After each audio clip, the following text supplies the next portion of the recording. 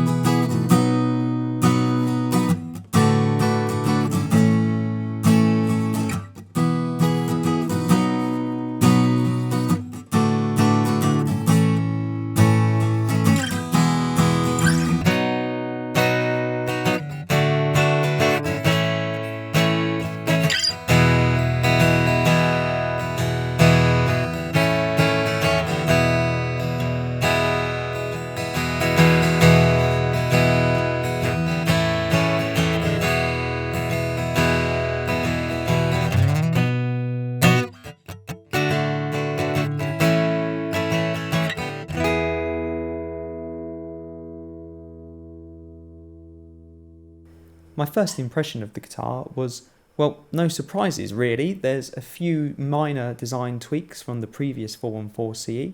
For example, the black graphite nut matches particularly well with the satin headstock, but otherwise it's business as usual from this guitar. The Avancao back and sides have some nice colour and grain to them.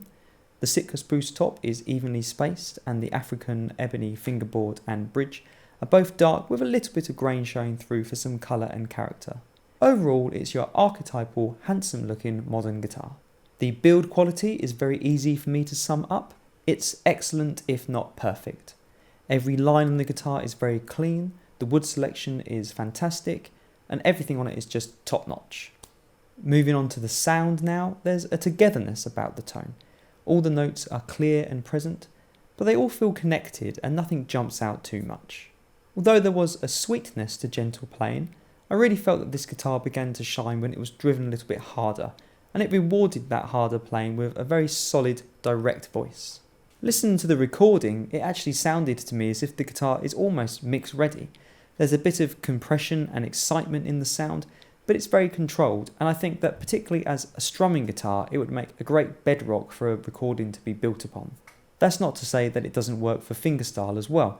It was nice to be able to take control of the dynamic range and be able to dig in a little bit, whilst also knowing that the togetherness of the sound would make sure that no notes really leapt out and jabbed you in the ear compared to the other ones. Addressing some of Taylor's claims about the V bracing, the sustain is very good with an even decay and no obnoxious notes ringing out. Doesn't seem particularly louder than other guitars I've played, but the dynamic range was quite wide and it definitely didn't bottom out when you dug in. With regards to intonation, my understanding is that Taylor claimed the improvements here are down to the relationship between fundamental and harmonic notes. And playing up and down the neck, the guitar definitely does play in tune with itself very well. Using a clip-on strobe tuner, it seems that the guitar put out a very strong fundamental note for the tuner to lock onto, and it wasn't getting confused like it would sometimes picking up harmonics from other guitars. However, having said that, playing a series of D chords up the neck did reveal some intonation issues at the very top end. To be fair, most of us aren't playing D chords up at the 14th fret, and up to that point the chords did sound in tune, so perhaps the V-class bracing improves intonation without actually perfecting it. Moving on to the ES2 pickup system, I was actually pleasantly surprised by the plugged-in tone. There's a slight hint of piezo-ness in the attack of the note, but overall the sound is very fat and dynamic, and I think with a little bit of EQ it would translate well into an amplified acoustic sound. One thing I did really like is that on the top end there's none of that crinkly aluminium foil sound that you sometimes get with a piezo-based system when you start to drive it hard. As you'd expect from a Taylor, the playability is excellent, the action is low, the neck is very comfortable, and the fretwork is really good as well, so nothing much more to say there apart from the playability was effortless. In terms of who I think this guitar would be suitable for, I think it's probably best described as a good all-rounder. It strums and fingerpicks well, the built-in pickup with a bit of EQ will give you a good live usable sound, and the guitar plays excellently as well, so it ticks a lot of boxes for a lot of different players. At £2,639, this is not a cheap guitar.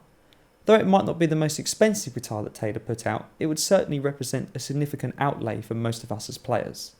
Obviously there's the law of diminishing returns once you move into the higher price brackets, but when you look at the competition in the market from the other big American brands, I think it's fair to say that the Taylor 414 CE is at the very least competitively priced.